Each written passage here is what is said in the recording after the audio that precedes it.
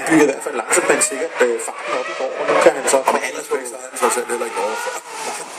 Nu kommer han ud på langt. Hvis der findes nogen herinde, der kan finde ud af at bære farten med igennem svinget, så tror jeg, han er mand for det.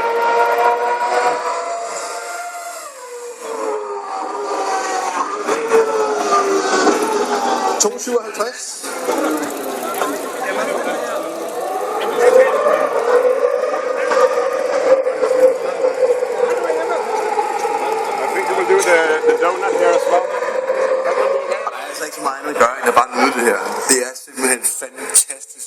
De her 4, 5, 6 showomgange. Altså, vi har åbnet alle vinduer og døre og alt, hvad vi har heroppe i boksen lige nu.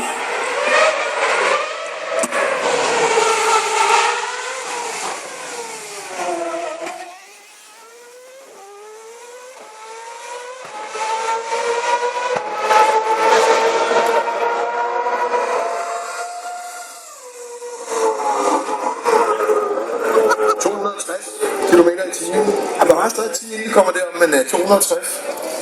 Thomas, prøv at lægge mærke til tilskuerne på den modsatte side af banen. Det er sådan en tenniskamp, hvor bolden kun ryger den ene vej. Det ser ofte nok godt ud. Og med fingrene i ørerne på en gang. Tennis. Siger bare sig selv, var det ikke rigtigt det med fingrene i ørerne? Sådan. 2,4 liters motor. Man behøver faktisk ikke mere. Nej. Det er helt fint. 18.000 omdrejninger. Sker hele tiden. Hvem var der hen, at vi se en elbil?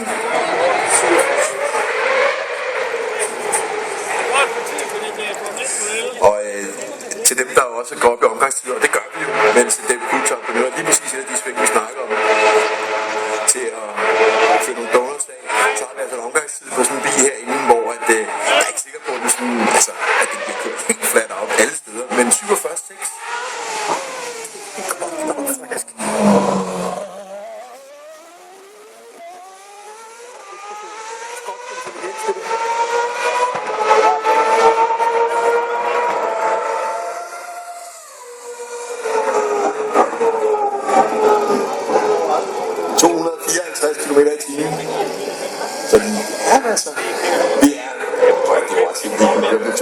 Eller 270, det er fuldstændig lige meget. Hvem tæller? Ikke nogen.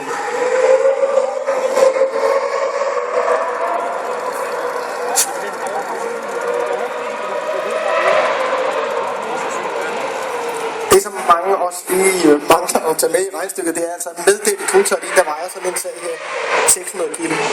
Der har man altså V8'eren gearkassen. Det er vant til at købe med dæk, fælge, hvad der ellers er af gode ting på den. 600 kilo på den.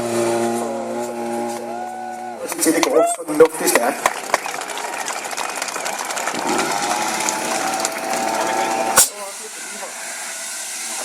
Lige folk i gang.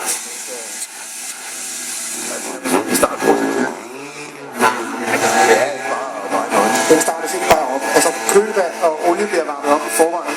Der er ikke ret meget i motoren, der passer sig. Der er nogen, der klapper ved den ende. Nej, det er godt. Den bliver aldrig startet op koldt. Der er ikke ret meget i motoren, der passer sammen, når det er koldt. Og derfor så er sådan en altså ikke under 80 grader, når den bliver startet. Til gengæld så går den i tomgang med 6.500 omdrejninger. Det er også forholdsvis sjældent, man hører. Så løber den så 160 km i timen i 6 gear. Ud af bare speeder. Chris Pfeiffer, han fortsætter. Han ser ud til at sidde fast i øjeblikket i betonkanten der.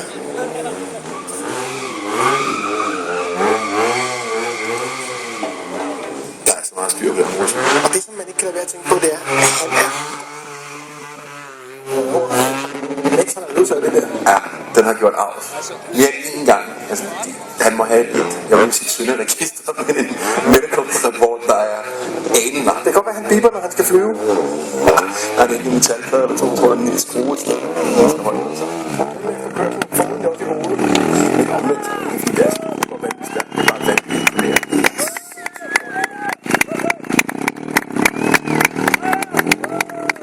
Han findes rigtig mange steder på internettet, hvor han gør det her meget, meget mere mærkelige steder end fodbold.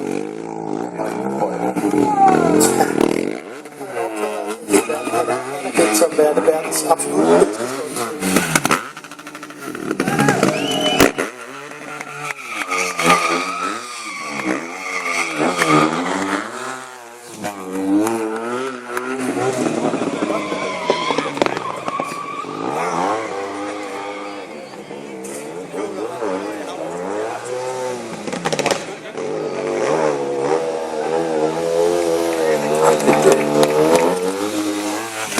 ved, at man kan få det på OL-programmet.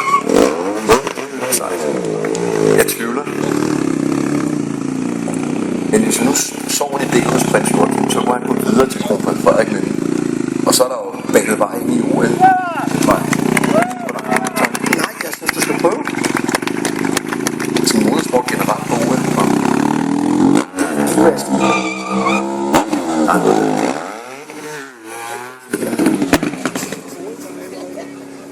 Tænk, skål. Han er godt nok en blære røv. Og det ser simpelthen så langt let ud. Som om man bare langt på den her måde, fordi det kræver sindssygt forberedelse det der. Det er ikke noget, der man kommer så over til.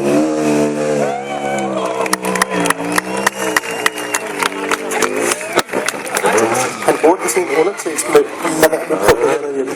Ja, det burde der faktisk være noget. Slutter at sige, at det er først. Og så tror du nok, vi skal have kamera til to? og en ambulance.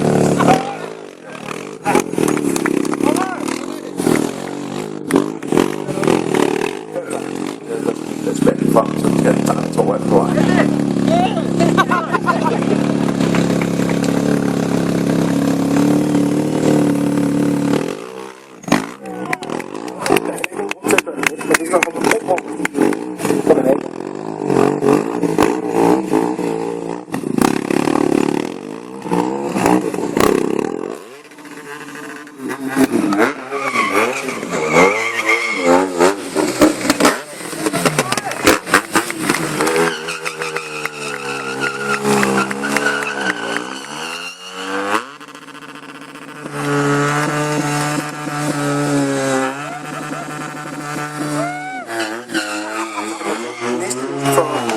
For det er, at han har en dæksponsor, fordi det holder ikke så længe til det der.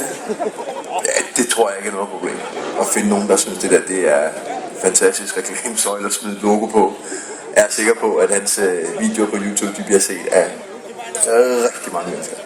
Ja, han er altså resultatet af et samarbejde med Red Bull og BMW Motorrad, som forsyner ham med legetøj overalt i verden, og partnerskabet mellem de to, de bringer ham altså rundt til alle former for venues, hvor han underholder med sin faktisk meget, meget store kunst. Ja, det mener du godt, man kan leve af. Han gør det til synligheden, og jeg ved ikke, altså. Det kan godt være, at der er nogen ting. Momsen er lidt lavere i Tyskland. Det kan være, det er derfor, det kan lade sig gøre at leve af det. Jeg ved det ikke.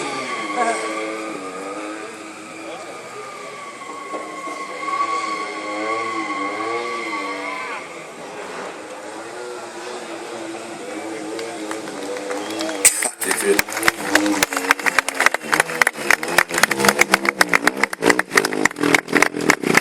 Der er så meget god følelse på tingene, når man skal lave det der.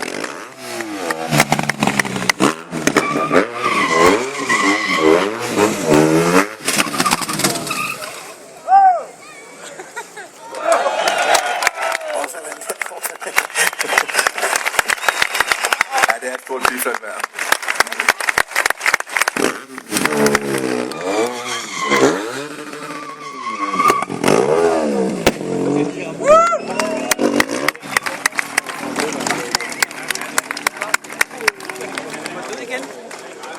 Og igen i dag er så et rigtig fint show fra Red Bull.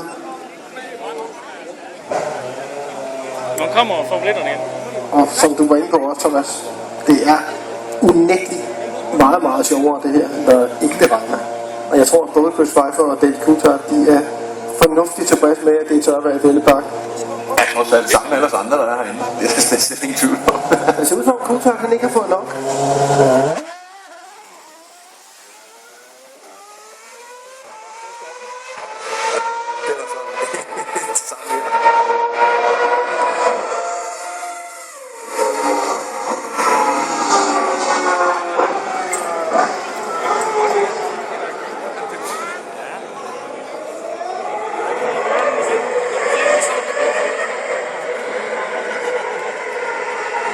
Det er hvordan David Coulthard oplever underlaget han. Jeg tror, han mærker det i hele kroppen. Ja. Han er jo altså nede i den her bil i en position, der bringer hans fødder op på højde med brystet. Han ligger ned og har fødderne helt oppe over, faktisk lige oppe over fortophænget. Og det gør altså, at han med hele rygstenen mærker lange skotske historier om, hvordan kroppen den har det efter en tur herhjemme.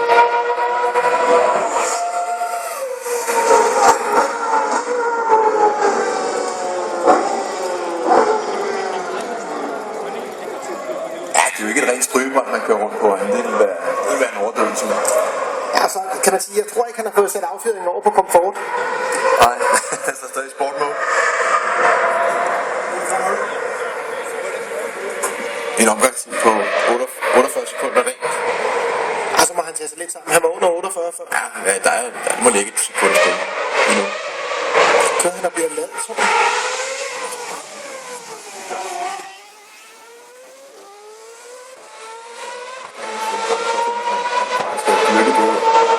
Dengang vi havde i Formel 1 i Danmark.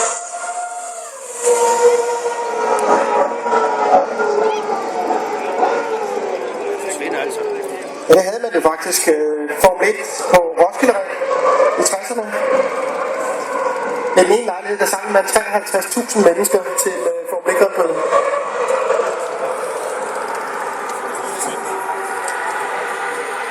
Nu er det ikke lavet længere. Det er et Coulthard. 46,5 bliver der kørt nu derude.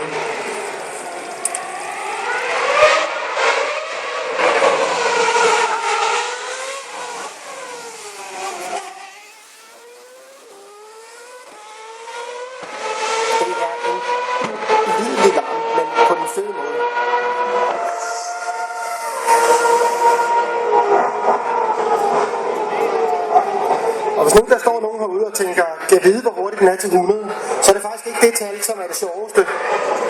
Det tal, som er det sjoveste, det er, at en Formel 1-racer sådan generelt set, den går fra 0 til 200 til 0 på 7,2 sekunder.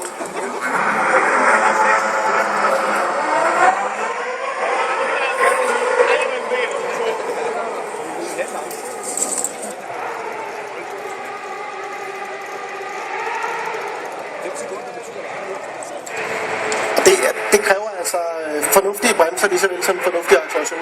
0 til 200 km i timen og tilbage til 0. Og selvom man sidder spændt fast i den der H-sele, helt fast, så man føle som at løbe direkte ind i en glas.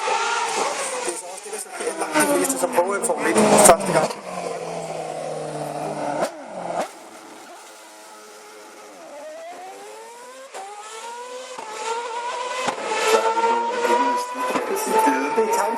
Det er tegnfilmmåden. Ja, så her ned ad langsiden, hvor Dale Coulthard når hastighed omkring 260 km i timen, så er vi henne omkring 100 meter mærket, før der bliver bremset, og jeg er ret sikker på, at det er stadig med en sikkerhedsmark. Really? Det er ikke nu, når man ser det på fjernsyn weekend efter weekend, når vi går blæste forbi 100 meter til tavlen, og så er der stadig, altså der holder det stadig nærmest fuld hane på og forbi 300 km i timen. Man bremser hen omkring 70-80 meter. Og det er altså et vidunder i form af udvikling, sådan en her. Der arbejder et sted mellem 400 og 600 mennesker i over sæsonen for at få 2 racerbiler i sådan en racerteam her. Sæsonen med, som den der starter med. 45, 5, 6, 7. Det er hurtigt. Så det er de andre.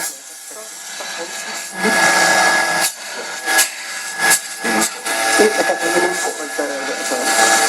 Men en masse mennesker arbejder der altså, og som sagt, det er noget af det hurtigste udviklet, der findes ind over en sæson. Man udvikler sig den her det er en bil, som man starter med det første løb, og så slutter man altså stort set med en anden bil i form af aerodynamiske og tekniske ændringer, som sæsonen den skrider fra. Og det er noget, som mange Formel 1-teams faktisk hjælper andre produktionsvirksomheder med, netop at skabe en udvikling lynende hurtigt. Til et løb som Monaco for eksempel, hvor en bane den løber i tvivl om selvfejl. Jeg skal ikke at han får en velfortjent hånd nede i Red Bull-hjørnet. Det gør han også heroppe fra.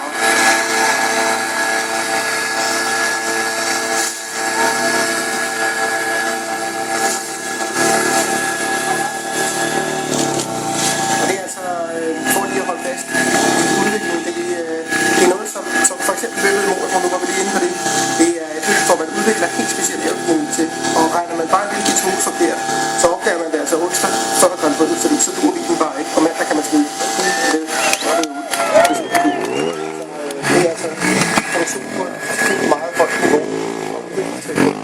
konkurrere helt til efterhånden, som reglerne også snæver ind, hvad man kan og hvad man må. Det er simpelthen kamp.